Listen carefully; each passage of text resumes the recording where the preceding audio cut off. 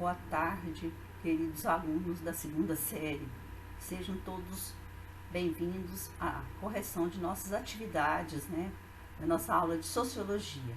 Nós iniciaremos fazendo a correção da primeira aula com conteúdo A Geração de 1940 e 1950, frisando os períodos da história do Brasil e a formação do povo brasileiro.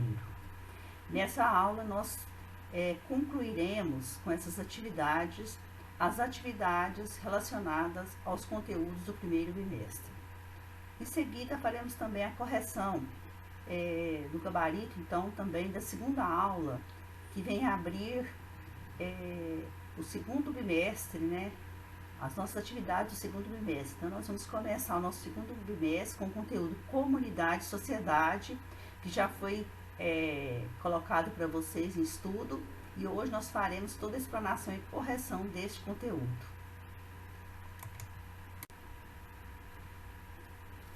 Iniciando então as nossas atividades de correção, nós apresentamos para vocês um fragmento tirado de uma prova do Enem, em que fala que Getúlio liberou o povo e são 8 horas de trabalho e só. Não tinha que trabalhar dia e noite, mas não. Getúlio é que fez as leis. A princesa Isabel assinou a libertação. Mas quem nos libertou do jugo da escravidão, do chicote, do trono, foi Getúlio Vargas. Papai falava assim, meu filho: nunca houve no mundo governo igual a Getúlio Vargas. A esse sim, meu filho. Então, nós tiramos de um fragmento de um texto, então, de um relato, de uma pessoa que escrevia as memórias, do cativeiro, família e trabalho. Então, nesse fragmento de texto, eu perguntei para vocês: por que a construção da memória apresentada no texto nos remete ao governo populista de Vargas? Então, esse fragmento de texto vem nos mostrar que Getúlio Vargas, ele tinha uma grande liderança carismática. Ele foi um presidente muito respeitado, pela população brasileira no quesito do populacionismo. E a sua política, sempre foi voltada, como eu já falei, sobre o populacionismo. Mas ele sempre fazia, os governos populacionistas têm essa facilidade, de fazer o jogo, de conciliação entre o comando, das classes populares e também dos empresários. E aqui também, por que ele foi tão querido, Porque Getúlio Vargas, ele criou muitas leis populares, que facilitava, e ajudava essa popularidade. E ao longo de sua passagem pela presidência do Brasil, foram mais de 15 anos, ele criou, pela primeira vez no Brasil, uma abrangente política de direitos sociais e trabalhistas. Era algumas reivindicações já antigas das classes populares brasileiras. Mas só agora, então, Getúlio Vargas vai concretizar, essas reivindicações do povo. E além disso, ao longo do Estado Novo, que foi o seu governo de 1937 a 1937, o seu governo do Estado Novo a 1945, ele fez muitas realizações, E essas realizações, como que era feita, como que era divulgada? Ele fazia todo um aparato de propaganda, da qual, ele prestava muita homenagem às massas, E com isso ele recebia grande aplauso, Ele era assim, cultuado como um ditador amado e adorado pelo povo brasileiro.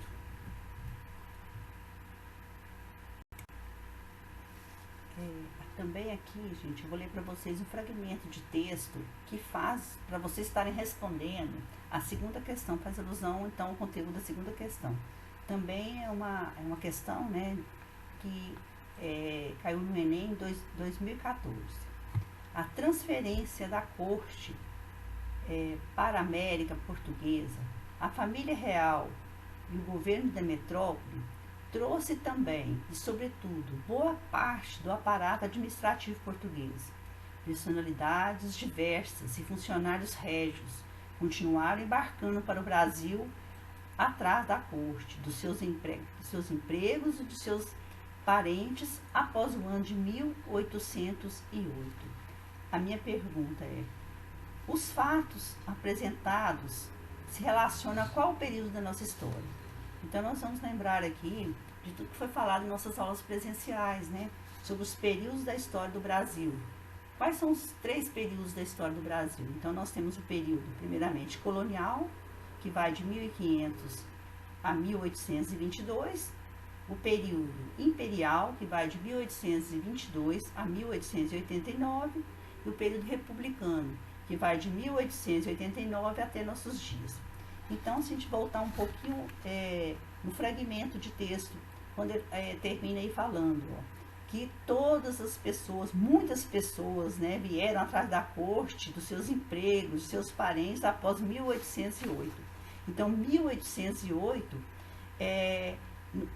está ligado está dentro do período do Brasil colônia, né? Porque o período histórico vai de 1500 a 1822, o período do Brasil colônia. Então, a resposta certa está relacionada com o período colonial, certo?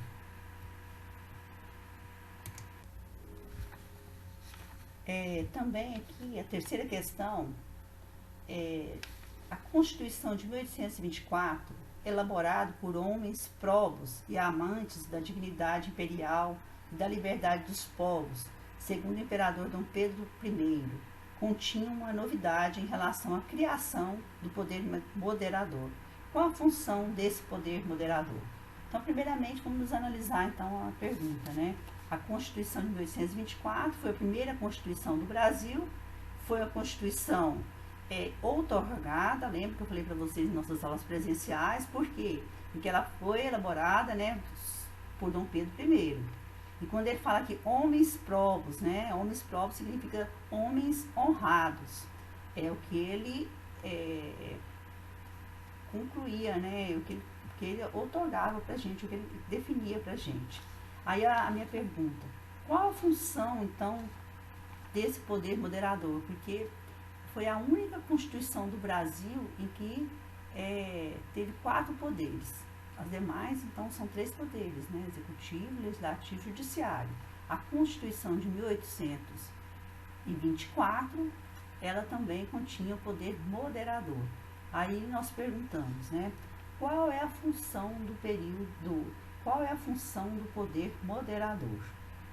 Então, o exercício desse poder, respondendo, o exercício desse poder era conferido apenas ao imperador, que tinha o objetivo de vigiar a Constituição e harmonizar os outros poderes, como pode ser visto e definido na própria Constituição, no artigo 98, na Constituição de 1824.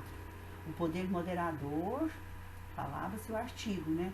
O poder moderador é a chave de toda organização política e é delegado privativamente ao imperador, como chefe supremo da nação e seu primeiro representante, para que, incessantemente, o imperador vele sobre a manutenção da independência, do equilíbrio, da harmonia dos demais poderes políticos. Bom, gente, então aqui, observando essa charge, né, que nos é apresentada, a pergunta é: qual a crítica destacada nessa charge assim? Esse episódio nos reporta qual período de nossa história? Bom, então a primeira coisa, a charge faz uma sátira à exploração do território brasileiro pelos portugueses durante o período pré-colonial, ou seja, durante o período colonial. E está mostrando o quê?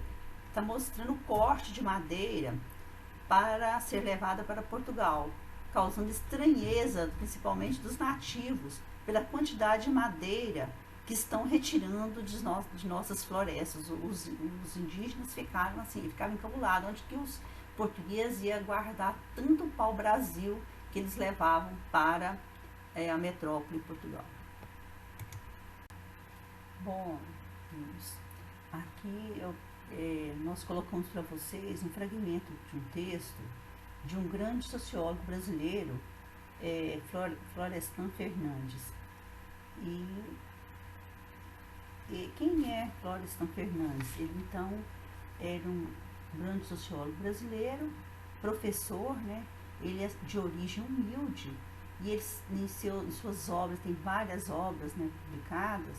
Ele deu ênfase aos estudos da escravidão e do racismo no Brasil. Então, espero que vocês tenham lido com bastante atenção, né, esse pedacinho de texto que fala, bem a pergunta, né, fala de como que ficou, né, a população em si, depois da independência do Brasil. Então, só recordando um pouquinho, né, em 1822, o Brasil fica independente de Portugal. Mas vamos ver, então, como que ficou economicamente, como que também fica a sociedade brasileira, né, a população em si, os mais carentes em si. Então, baseado no fragmento de Florestan Fernandes, o que se pode falar sobre a independência do Brasil? A Declaração de Independência do Brasil não resultou em grandes mudanças sociais no país. O Brasil colonial tinha sido economicamente subordinado a Portugal. Aí, em 1822, torna-se independente. Mas aí, o que acontece? O Brasil independente passa a ser economicamente subordinado a outra grande nação da Europa, a Inglaterra. O modelo econômico dos tempos coloniais não mudou. Produção agrária, exportação, monocultura e escravismo. Agora, a economia brasileira, a partir da nossa independência política, continuava a ser sujeita do capital estrangeiro. E a produção era organizada em função do mercado internacional. As necessidades da população brasileira não eram levadas em conta. A sociedade brasileira continuava dividida entre proprietários de terra, escravistas e escravos. Os grandes beneficiados pela independência do Brasil foram os proprietários de terras, proprietários rurais. Durante o Império, o Estado brasileiro foi organizado em função dessa elite, que apoiava uma estranha forma de liberalismo que era caracterizado pelo escravismo. Então, Florestan Fernandes, para fechar, ele fala, então, seria assim, da preocupação dele com a difícil inserção, né, da população negra, da população mais carente na sociedade dominada por pessoas brancas. Então, analisaremos agora também um fragmento de texto para a gente fazer uma análise de como que era a política no início da República Velha. Então, vou ler o fragmentozinho de texto. A relação patrão-empregado, veiculado pelas classes dominantes brasileiras na República Velha, era de que esta relação se assemelhava em muitos aspectos à relação entre pais e filhos. O patrão era uma espécie de juiz doméstico que procurava guiar e aconselhar o trabalhador, que em troca devia realizar suas tarefas com dedicação e respeito ao seu patrão. O que nos remete à leitura deste texto e o que foi estudado em nossas aulas presenciais? Lembremos um pouquinho, né? Então, aqui a gente vai lembrar do que foi falado, né, durante as nossas aulas, que havia assim, uma dependência dos trabalhadores em relação aos senhores ou aos coronéis, né? Porque nesse período vigorava no Brasil a política dos governadores. Como que era dominada essa política? Essa política dominada pelo voto de cabresto, que consistia na prática da compra de votos, porque naquela época o voto era aberto, ou troca por bens materiais. Era mais uma maneira de fraudar as eleições. O eleitor trocava seu voto por qualquer valor, como, por exemplo, qualquer bem material, como, por exemplo, por sapatos, roupas, ou também por algum tipo de serviço, atendimento médico, verba para enterrar um ente querido, matrícula em uma escola, bolsa de estudo, ou também fazia-se a venda, por sua vez, se dá por pequenos interesses, por exemplo, promessas, né, particulares de participar, né, da política. E se nada disso garantia a lealdade do voto, a violência era muito usada como forma de convencimento, né, do senhor em relação ao seu subordinado. Então era uma política chamada de clientelismo. Havia uma dependência muito grande seria assim, do coronel com relação ao seu empregado, o seu empregado com relação ao coronel. Então, nós vamos ver aqui na 7ª questão, um comentário, né, que Gilberto Freire fala da importância da família brasileira para o desenvolvimento da sociedade brasileira no início, né, do século XVI.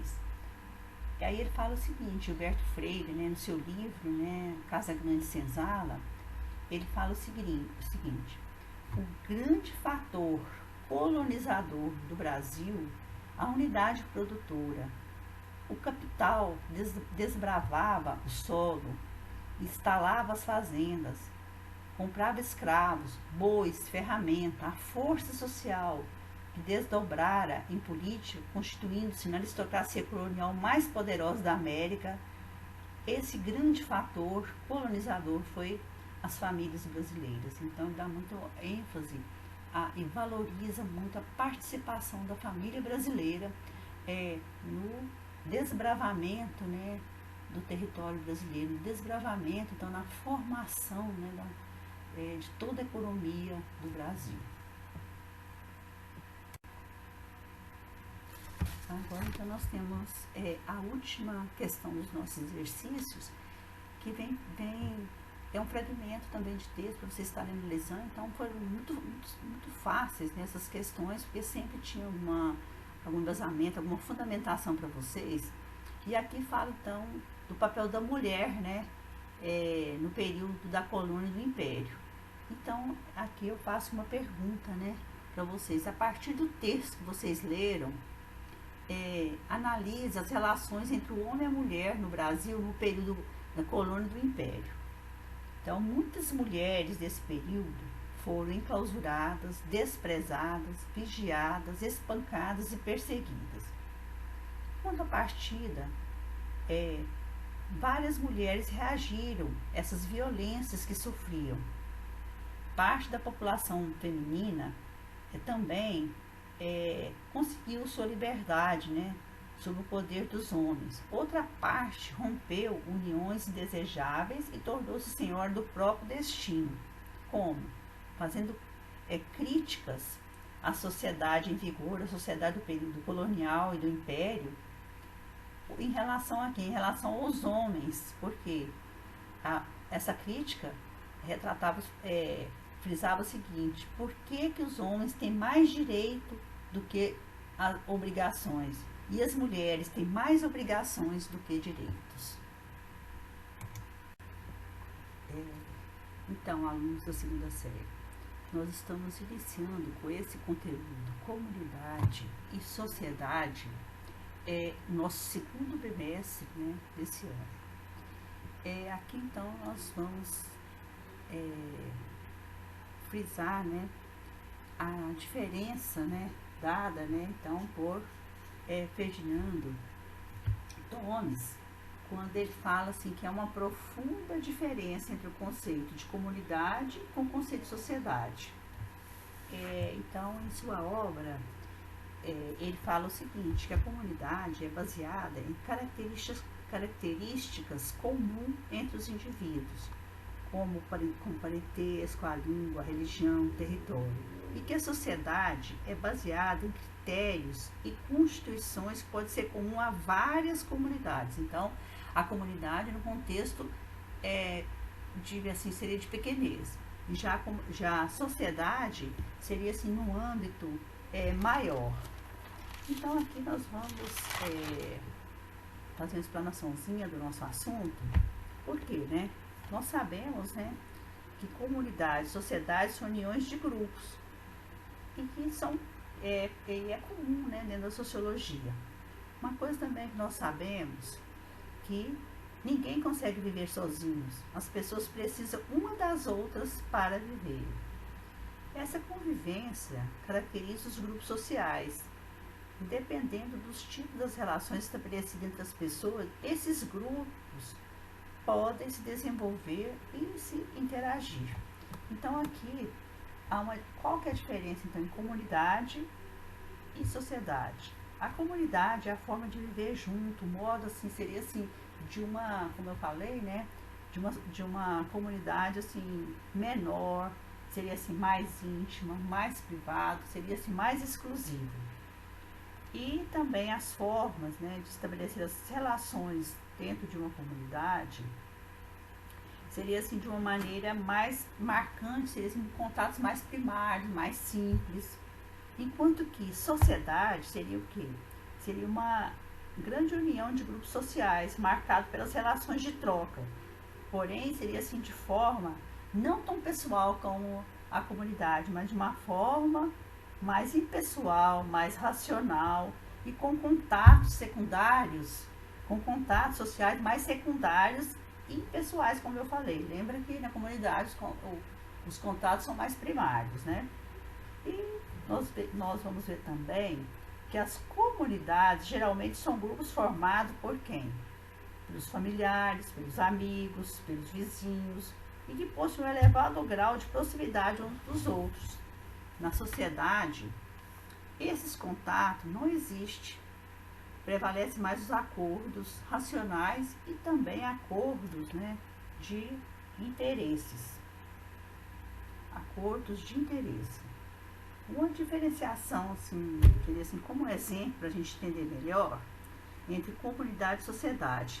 Então, por exemplo, quando eu vou fazer um negócio, né, com a pessoa, por exemplo, se eu vou vou vender uma casa, por exemplo, vender uma casa por alguém da minha família, então, de um grupo familiar, então seria a comunidade, né? Então, como que eu faço?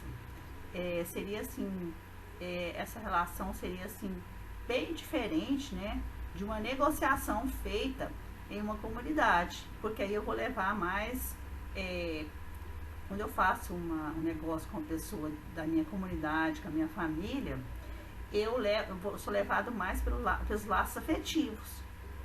Enquanto que em uma negociação na sociedade, eu vou levar mais em conta o que? Seria assim, um negócio de forma racional. Então, no negócio com uma família, vai prevalecer o que? As relações mais de emoção, de afetividade, de exclusividade. Enquanto que nas relações da sociedade, a gente vai esquecer, né, tudo isso e colocar, e vai prevalecer mais o que? O uso da nossa razão.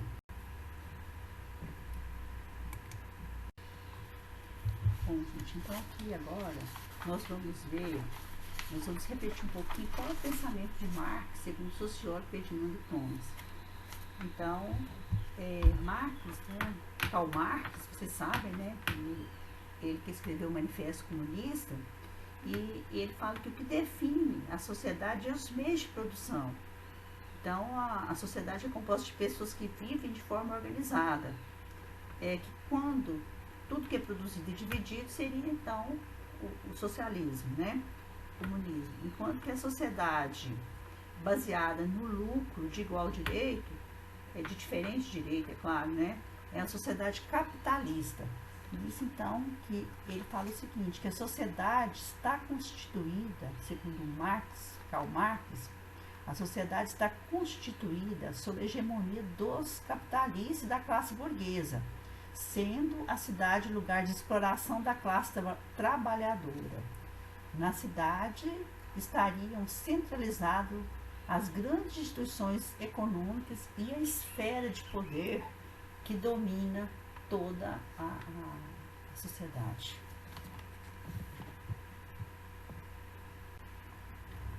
Então, nesse último exercício, tem uma charge mostrando que às vezes a gente também se vê, né, como essa charge, a gente falando. Sim, eu tenho uma religião, mas não é o cristianismo, eu sou devoto ao capitalismo. Por quê? Porque às vezes a gente se vê tão voltado para o consumo que às vezes a gente perde a noção, né, do nosso senso, né, da crítica com relação a tudo isso. Por quê? O capitalismo é um sistema que predomina a propriedade privada e a busca constante pelo lucro. E eles buscam todos os meios para atingir esses objetivos. Com isso, criando nas pessoas uma compulsão enorme, uma compulsão desenfreada para o consumo. Então, é essa observação que nós queríamos que vocês fizessem com relação, né, como que nós vivemos hoje, né, na nossa sociedade de capitalismo com relação ao consumo.